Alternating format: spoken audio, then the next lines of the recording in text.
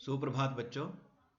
आज हम कक्षा 8वीं की हिंदी की पाठ्य पुस्तक वसंत भाग 3 में भगवान के डाकिए इस शीर्षक कविता को पढ़ेंगे। भगवान के डाकिए यह कविता महान रचनाकार रामधारी सिंह दिनकर जी के द्वारा रचित है। इस कविता के माध्यम से कवि ने भगवान के डाकिए के रूप में पक्षी और बादलों को चित्रित किया है।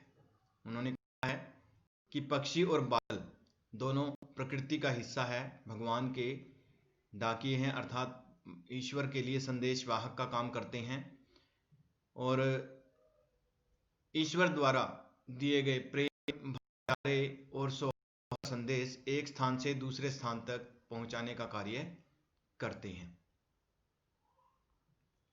क्योंकि पक्षी और बादल हैं तो उनके द्वारा लाए गए संदेशों को केवल प्रकृति ही पढ़ पाती है। प्रकृति के माध्यम से ईश्वर का यह संदेश जन जन तक पहुंचाया जाता है। वे इन पक्षी और बादल इन संदेश वाहकों के माध्यम से लोगों के हृदय से भेदभाव समाप्त करके प्रेम और भाईचारे की सीख उन्हें देना चाहते हैं। तो आइए कविता देखते हैं। पक्षी और बादल ये भगवान के डाकिए हैं जो एक महादेश से दूसरे महादेश को जाते हैं। हम तो समझ नहीं पाते हैं मगर उनकी लाई चिट्ठियां पेड़ पौधे पानी और पहाड़ बाँचते हैं। तो कवि दिनकर जी ने पक्षी और बादल को भगवान के संदेशवाहक के रूप में चित्रित किया है। भगवान के संदेशवाहक यानी डाकिया उन्हें कहा है। डाकिया क्या काम करता है? डाकिया जो संदेश को एक स्थान से दूसरे स्थान पर पहुंचाने का काम करता है। ठीक इसी प्रकार पक्षी और बादलों को कवि ने अपनी कल्पना के माध्यम से भगवान के डाकिए माना है जो एक महादेश, महादेश का अर्थ होता है एक बड़े देश से दूसरे महादेश, दूसरे बड़े देश को जाते हैं, यानी एक स्थान से दूसरे स्थान को जाते हैं। पक्षी और बादल है जो उनका कोई एक ठिकाना नहीं है, वो एक स्थान से दूसरे स्थान जाते रहते हैं। वे ईश्वर के द्वारा दिए गए प्रेम, भाईचारे और सौहार्द के संदेश को दूसरों तक पहुंचाने का काम करते हैं। हम तो समझ नहीं पाते। कवि का कहना है कि उनके द्वारा लाए गए संदेशों को साधारण लोग समझ नहीं पाते मगर उनकी लाई चिट्ठियां पेड़ पौधे पानी और पहाड़ बाँचते हैं। उनके द्वारा लाए गए संदेश को पेड़ पौधे पानी और पहाड़ ही पढ़ पाते हैं, क्योंकि पक्षी और बादल प्रकृति का भाग हैं, प्रकृति का हिस्सा है। इसलिए उनके द्वारा लाए गए संदेशों को साधारण व्यक्ति समझ नहीं सकते। केवल प्रकृति ही उनकी भाषा समझती है, प्रकृति ही प्रकृति की भाषा समझती है। इसलिए पेड़ पौधे पानी और पहाड़ ही उनके द्वारा लाए गए संदेशों को समझ पाते हैं।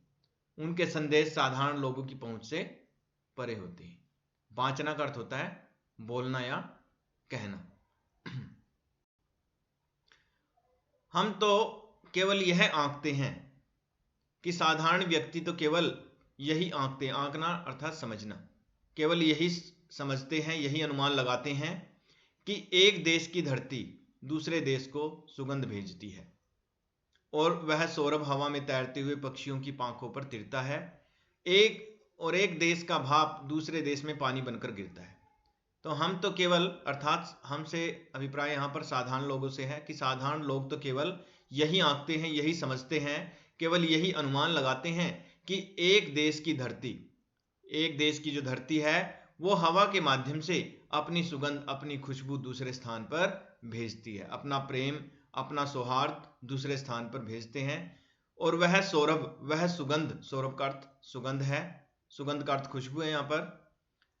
तो सौरभ का अर्थ सुगंध है और वह खुशबू है जो, वह प्रेम भरी खुशबू हवा के माध्यम से पक्षियों के पंखों पर तैरती हुई एक स्थान से दूसरे स्थान पर पहुंच जाती है। ठीक उसी प्रकार एक देश से भाप बनकर, एक देश का पानी है जो वह भाप के रूप में, वाष्प के रूप में उड़ जाता है और वही वाष्प, वही भाप बादल बनकर दूसरे देश में बारिश की बूंदों के रूप में गिर पड़ती है। अर्थात एक देश से उठा भाप, एक स्थान से उठा भाप बादल बनकर केवल उसी स्थान पर नहीं बरसता, बल्कि दूसरे स्थानों पर भी जाकर बरसता है। अर्थात इसके माध्यम से यह सीख दी गई है कि जिस प्रकार प्रकृति में किसी प्रकार की भेदभाव की भावना नहीं होती है, ठीक वैसे ही मानव मन में, साधारण लोगों में भी भेदभाव की भावना नहीं होनी चाहिए। इस कविता के माध्यम से कवि दिनकर जी लोगों को प्रेम और भाईचारे का संदेश देना चाहते हैं, लोगों में प्रेम की भावना भर देना चाहते हैं और उनके अंदर फैले भेदभाव को जड़ से मिटा देना चाहते हैं। जिस प्रकार प्रकृति में किसी प्रकार की भेदभाव की भावना नहीं होती, प्रकृति की सभी चीजें सभी लोगों के लिए होती है, प्रकृति निस्वार्थ भाव से अपनी चीजें दूसरों को अर्पित कर देती है, ठीक वैसे ही लोगों को संदेश दिया गया है कि हमें भी किसी प्रकार का भेदभाव दूसरों के साथ नहीं करना चाहिए, प्रेम और सौहार्दपूर्ण तरीके से मिलकर एक दूसरे के साथ रहना चाहिए। तो इस कविता के माध्यम से कवि प्रेम और भाईचारे का संदेश देते हुए लोगों को एक सूत्र में या एकता के सूत्र में बांधना चाहता है। यही इस कविता का प्रमुख संदेश है।